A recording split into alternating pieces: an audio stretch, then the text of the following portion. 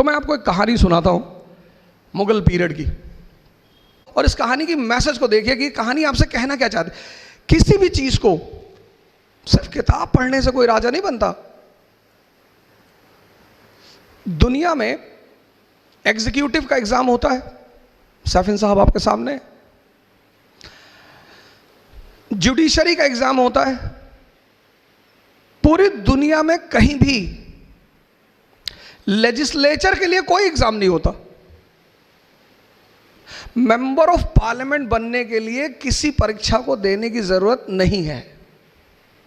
Member of legislative assembly बनने के लिए किसी एग्जाम को देने की जरूरत नहीं है। क्यों? क्योंकि जो राजशाही है, किंगशिप वो समझदारी पे डिपेंड करती है, आपकी अंडरस्टैंडिंग। अकबर, अब जो भी दिल्ली में बैठेगा उसको गुजरात जाना है, और गुजरात कनेक्ट करता है हिंदुस्तान को कहां से? सेंट्रल एशिया से, ईरान से। गुजरात हमको कनेक्ट करता है कहां से? वेस्ट एशिया से, सऊदी अरेबिया से। सऊदी अरेबिया का पुराना नाम है हिजाज। तो दिल्ली के आदमी को गुजरात जाना है, अब जाएगा किधर से? राजस्थान हो गए। राजस्थान क्या है? डेजर्ट। और मनुष्य की जो प्रवृत्ति है, नेचर, वो उसकी ज्योग्राफी से इंफ्लुएंस होती है। जैसे यूपी बिहार का आदमी थोड़ा सा दिमाग से बहुत तेज होगा, काम कम करेगा, फर्टाइल जमीन है, बड़े तोहफे दिए मालिक ने, काम करना ही नहीं। लेकिन राजस्थान का आदमी से 10 किलोमीटर से पानी लेकर आना है, फिजिकली बड़ा स्ट्रांग होगा वो। तो जब फिजिकली स्ट्रांग होगा तो कॉन्फिडेंस होगा। अब आपकी हाइट 6 फीट है और आपका वेट है 200 केजी, और आप रेलवे का टिकट खरीदने गए, स्टेशन पे लाइन लगी है, मेरे जैसे 4-4 फीट के लोग खड़े हैं 20-20 केजी के। अब आप सबसे आगे जाके खड़े हो गए, क्योंकि आपकी हाइट तो 6.5 फीट और वेट 200 केजी। आप आगे जाके खड़े हो गए। अब हम लोग पीछे खड़े हो गए, सर झुका के बुदबुदा रहे हैं कि भाई साहब दुनिया में कोई कानून नहीं, बदतमीजी देखिए आगे जाके। अब हम कुछ बोल नहीं पा रहे हैं आपको, क्योंकि हमें पता है कि अगर एक ने बोला और मारा इसने, और पीछे से कोई नहीं बोला, तो हम तो गए। राजस्थान जो है ना, अफगानिस्तान, पठार अफगानी बॉर्न वॉरियर, अमेरिका ने सर झुका दिया तालिबान के सामने। अभी की घटना आपने 6-7 दिन पहले न्यूज़पेपर में पढ़ा होगा। अफगानियों को हरा ही नहीं पाया। क्यों? नेचर से लड़ते, टरेन, ज्योग्राफी। दक्कन जहां बैठे हो, पूना, मुगल मराठों को हरा ही नहीं पाए, टरेन। वो यूपी बिहार का सिपाही यहां आता था, अब वो प्लेन का रहने वाला आदमी, और यहां की ज्योग्राफी बड़ी डिफरेंट, टफ। अब वो मराठी निकला पहाड़ के बीच से, एक हाथ मारा यूपी के आदमी को, फिर पहाड़ के अंदर। अब वो यूपी का आदमी ढूंढ रहा है कि भैया कहां गया। वो यूपी की फौज यहां लड़ नहीं पाई। सवाल ताकत का नहीं था, सवाल ज्योग्राफी का है। अब अकबर को गुजरात जाना है, अब बीच में राजस्थान, और राजपूत तलवार लेके खड़े हैं कि पहले हमसे लड़ो। तो अकबर ने बीरबल से कहा कि यार क्या चाहिए इनको, ये क्यों परेशान करते भाई? बोले सरकार इनको कुछ नहीं चाहिए, इनको 2 चीज चाहिए। एक इज्जत चाहिए, इज्जत, सम्मान। हाँ बोले दे दो, बोरे में भर के दे दो, बोरा ले आओ, खूब सम्मान भर के दे दो। भाई सम्मान किसी को देने में कौन सा पैसा खर्चा होता है? और दुनिया में लोग वो काम करते भी डरते जिसमें पैसा नहीं खर्चा होता। सम्मान क्या? दे दो सम्मान। बोला दूसरा क्या चाहिए? बोले दूसरा साहब ये लड़ना चाहते हैं। अरे बोले बहुत अच्छा यार, इनको अपॉइंट करो, गवर्नर बनाओ काबुल का। तो मान सिंह कहां के गवर्नर? काबुल के। अब एक खतरनाक अफगानी और दूसरा खतरनाक राजपूत, दोनों लड़ रहे हैं। अकबर दरबार में बैठा हुआ है, अनारकली डांस कर रही, बहारें आज पैगाम मोहब्बत लेके आई। इसको बोलते हैं समझ।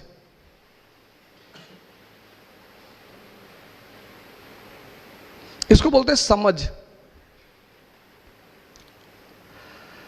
और जिसको भी मालिक ने समझदारी दी, ईमान दिया, उसको तो उसने पता नहीं कहां से कहां पहुंचा दिया। तो पंडित महेश दास अकबर के दरबार में आए, बाद में बीरबल बने। तो अकबर के दरबारियों को बहुत बुरा लगा, कह रहे हम लोग शाही खानदान के लोग, ये आम आदमी इसको कहां से उठा लाए, ये नहीं बैठेगा दरबार में।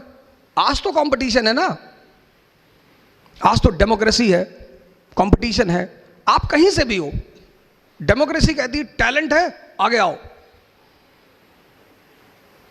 आपने कहा साहब हम महाराष्ट्र से, हम बिहार से, अरे उसने कहा ये सब मत बोलो, टैलेंट है, सैफिन हसन हो, हां आगे आओ, नहीं है पीछे हो जाओ। ये मत बताओ हम राजपूत हैं, हम पठान हैं, हम ये ना, टैलेंट है साबित करो और आगे आओ। तो जब महेश दास को अकबर ने कहा कि हम अपने दरबार में लेंगे, दरबारियों ने बड़ा विरोध किया, यार बिल्कुल नहीं। अकबर को पता था कि आदमी बड़ा काबिल है ये। तो अकबर ने कहा कोई रास्ता तो निकालो यार, कोई कंडीशन तो रखो। तो एक बड़े आलिम बैठे हुए थे, मुल्ला तो प्याजा, बड़े पढ़े लिखे आलिम टाइप के आदमी। उन्होंने कहा शहंशाह एक ही शर्त है, हम अकबर को एक ही शर्त पे अंदर आने, इसको महेश को एक ही शर्त पे अंदर आने देंगे। अकबर ने कहा क्या? बोले अगर ये मेरे सवाल का जवाब दे दे हम इसे बुला ले अंदर। अकबर ने देखा महेश दास की तरफ, बोले शर्त मंजूर है? बोले हाँ साहब मंजूर है। तो अकबर ने कहा कि मौलाना साहब पूछिए। तो मौलाना साहब ने महेश दास से कहा कि बताओ मेरे मन में क्या चल रहा है। अब मैं कैसे बताऊं तुम्हारे मन में क्या चल रहा है? पर बीरबल ने कहा कि सरकार मुझे पता है आपके मन में क्या चल रहा है। आप चाहते हैं कि शहंशाह अमर हो जाएं, आप चाहते हैं कि शहंशाह की जो हुकूमत है वो पूरी दुनिया पे फैल जाए, आप चाहते हैं कि दुनिया की जितनी खूबसूरत औरतें शहंशाह की सबसे शादी हो जाए। मौलाना साहब तो हंसने लगे। अकबर ने पलट के देखा, कहा मौलाना साहब? बोले सरकार बस यही बातें सोच रहा था सरकार। ये पहला मंत्र है सफलता का, पढ़ना नहीं है। इस्लाम जब पैदा हुआ पूरी दुनिया में अंधेरा था, पूरी दुनिया में। आप कभी इस्लाम की हिस्ट्री पढ़ो, यूरोप औरतें जलाई जा रही थी विच हंटिंग के नाम पे, विच हंटिंग। हिंदुस्तान सती प्रथा, चीन में तो लड़कियों को ऐसे ही मार डालते थे। पूरी दुनिया में अंधेरा, और उस अंधेरे में मोहम्मद साहब लैंप लेकर खड़े हुए। इस्लाम, प्रेम, मैसेज। हुजूर साहब गुजरते थे एक रास्ते से, कोई महिला उनके ऊपर डेली कूड़ा फेंकती थी। हमारे आपके ऊपर फेंक दे हम तो गोली चला दे तुरंत, कि वह कूड़ा फेंकोगे, वो भी हम मतलब मैं, वाजीराम के टीचर, इतनी औकात तुम्हारी? पैगंबर, हम तो उसके सामने कुछ है ही नहीं। पैगंबर, मालिक का सीधा हाथ है उस आदमी के सर पे। एक दिन उस महिला ने कूड़ा नहीं फेंका, वो मकान के अंदर गए, पता किया कि मोहतरमा कहाँ है, पता चला बीमार है। गए हालचाल पूछा, कहा मालिक से दुआ करूंगा कि आप जल्दी ठीक हो जाए।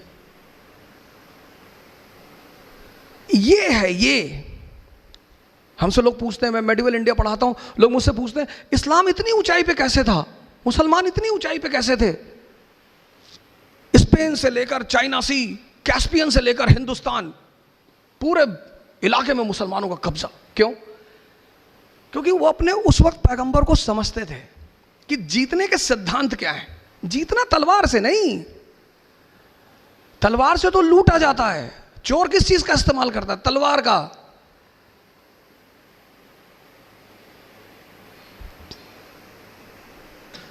ये मैसेज है, मैसेज। इकरा शब्द फैजल साहब ने लिया कि सर हम तो अपनी इंस्टीट्यूट का नाम इकरा रखेंगे। मैंने कहा बिल्कुल। मैंने कहा इन्होंने मुझसे पूछा कि हम इंस्टीट्यूट का नाम क्या रखें। हमने कहा इकरा रखो, बड़ा अंधेरा है दुनिया में। इकरा मतलब पढ़ो। आज सबसे ज्यादा एजुकेशन में हिंदुस्तान में कौन पिछड़ा? मुसलमान। पैगंबर हमारा कह रहा है, हमारा, वो हम सब के पैगंबर है, किसी खास विशेष के नहीं है। वो कहता पढ़ो, समझो। तैफ शहर का नाम सुना होगा, काफी लोग बैठे हो तैफ, वहां के लोग हुजूर साहब को पत्थर मारते थे, गाली देते थे। अब हमको कोई यहां गाली दे, और सैफिर यहां के कमिश्नर है, धौले साहब आईजी है, तो मैं तो जाके इनसे कहूंगा कि सब एनकाउंटर करवा दो, मरवा डालो इनको, ये हमको गाली दे रहे सब। जिब्राइल साहब ने हुजूर साहब से कहा कि कहो तो, तैफ शहर 2 पहाड़ों के बीच में है, तो उन्होंने हुजूर साहब से कहा कि कहो तो दबा दूं। अरे बोले नहीं, जाने दो। ये लोग ये जो मुझे पत्थर मार रहे हैं ना, किसी दिन यही हमारे पैरोकार होंगे। मैसेज आप पढ़ते को स्ट्रेस लेकर पढ़ना है मुझे नहीं, समझना है।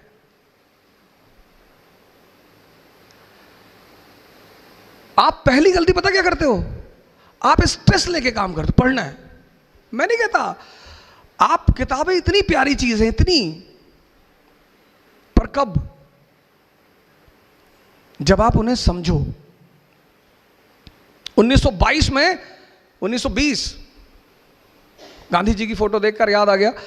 अब अगर मैं सबकी फोटो देखकर आपको कहानी सुनाऊं तो ये तो चलता रहेगा, तो गांधी जी पे मैं मसले को खत्म करूंगा। 1920 में इस आदमी ने असहयोग आंदोलन, नॉन कोऑपरेशन मूवमेंट चलाया। ब्रिटेन की पार्लियामेंट ने अपने वॉइसरॉय से कहा कि मूवमेंट को रोको, ये गांधी की टीआरपी क्यों बढ़ा रहे हो, रोको मूवमेंट। रीडिंग वॉइसरॉय था, उसने कहा सर हम नहीं रोक सकते। बोले क्यों? बोले सर ये जो सत्याग्रही है ना, ये भजन गा रहे हैं सर सड़क पे, ईश्वर अल्लाह तेरे नाम, इनको बुद्धि दे भगवान। अब जो आदमी आपके लिए दुआ मांग रहा है, मैं आपके सामने गन लेके खड़ा हूं, आप कह रहे हो कि मालिक इसको सद्बुद्धि दे दे, तो अगर मेरे अंदर इंसान है तो मैं आपका पैर छू लूंगा तुरंत, मारने का सवाल ही नहीं उठता। आपने कभी सोचा हम इस आदमी की क्यों इज्जत करते हैं? इसलिए नहीं कि ये आदमी नंगा रहता था ना, वो बात नहीं है। फिर अब गांधी जी कपड़ा नहीं पहनते थे, ऐसे बहुत सारे लोग नहीं पहनते। 1922 में चौरी चौरा एक जगह है यूपी में, वहां का पुलिस स्टेशन जला दिया, पुलिस वालों को जला दिया, सरकार पे सीधा हमला। सरकार ने कहा मारेंगे इन लोगों को, खूब मारेंगे। वही घटना, सेम वही घटना 2010 में हुई। आदरणीय बाबा रामदेव रामलीला ग्राउंड में करप्शन के खिलाफ लड़ाई लड़ रहे थे। India against corruption, very good, बहुत अच्छा, आपको लड़ो, आपको हक है, आप हिंदुस्तान के नागरिक हो, डेमोक्रेसी है, आप लड़ो। सरकार ने उन्हें आदेश दिया कि 12 बजे के बाद रामलीला ग्राउंड छोड़ देना। अब सरकार, हमें सरकार के आदेश, हम करप्शन के खिलाफ लड़ रहे हैं, हम सरकार से थोड़ी लड़ रहे हैं, हमें चले जाना चाहिए था। पर बाबा वो बात नहीं समझ पाए। आगे क्या हुआ कहने की जरूरत ही नहीं। लेकिन 1922 में उस आदमी को यह बात समझ में आई, उसने मूवमेंट को रोक दिया। उसे पता था मुट्ठी भर लोग हैं, मुट्ठी भर, सरकार बहुत मारेगी, इनको इतना मारेगी कि ये दोबारा आंदोलन पर आएंगे नहीं। तो जैसे ही चौरी चौरा का कांड हुआ, गांधी स्टॉप्स द मूवमेंट, खत्म कर दिया मूवमेंट। कहा I don't have faith in violence, मुझे हिंसा में विश्वास नहीं है। अरे सरकार ने कहा 1 हफ्ता रख लो, बोले है ही नहीं। एक भी आदमी इस मुल्क में नहीं मारा गया। महान है वो आदमी। किसी का विरोध करो और वो तुम्हें मार ना पाए।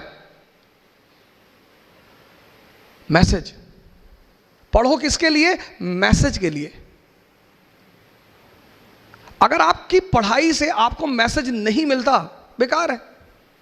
आपने कहा साहब ये किताब खत्म कर ली, मेरे पास लोग आते हैं, मैं कहता हूं एनसीईआरटी, मैं तो बड़ी किताबों, आईएएस बनना मतलब क्या?